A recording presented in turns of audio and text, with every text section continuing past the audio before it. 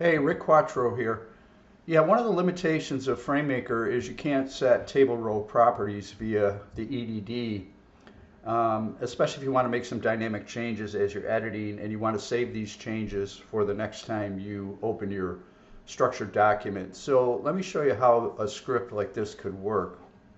So if we look down here, you've got this row that you want to keep with the next row. And so we can use an attribute to do this. So what we've chosen to do is we're using data here, but you could use any, you could do this in any DTD/EDD. So what we're doing here is we're using the output class property, attribute rather, and then what we're going to do is we're going to set that to keep next. So we've determined that keep next is the string we want. So let's go to output class. And we've got it right here. So I'm going to say keep dash next, and that again, that's what I've chosen. We could choose anything and put it in the script, but this is what I've chosen. So as I tab out here, you'll see that this is set. It actually sets that row property. So let's show you what it actually sets. So let's go to table, format, row format, and you can see what it does is it actually checks this checkbox and makes that work. And again, it's controlled through the structure, which is what you want, because when you save this document and close it, it will be retained. And let's just do that. So let's save it. It's still an XML file. It's not a binary FrameMaker file. Let's close it and let's open it back up.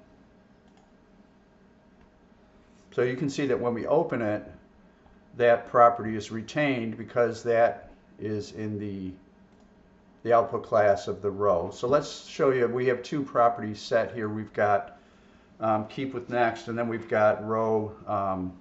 We can control the row to start at the top of the page through an attribute value. So let's do that. So again, we're using output class. So we'll double click that. And this one we've said start dash top dash page. And then when we tab out, we'll see that it actually jumps to the top of the page. And let's go to our format, table, format, row, format, and you'll see that it actually sets this property. And again, you can see that this is persistent. If we save this and then close it and then reopen it, that property is sticky. And then, of course, you can turn it off by doing the opposite. So let's say I decide I don't want this row to start at the top of the page. What I can do is I can go to the output class attribute value, and I can simply clear it out, hit the tab key, and then it's going to be gone. Same thing here. I can go to this row format, output class, and I can clear this out, tab, and there it is. So this version of the script is free.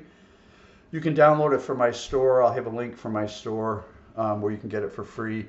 But you know, the ideal thing is we could set all the row format properties. So if you go here, table format, row format, we could set attribute values for any of these properties: row height, start row, keep with next, and so on. And you know, that would be part of a production script, which would have a cost to it. But you can see there's a lot you can do with structured FrameMaker and scripting to make production work a lot easier.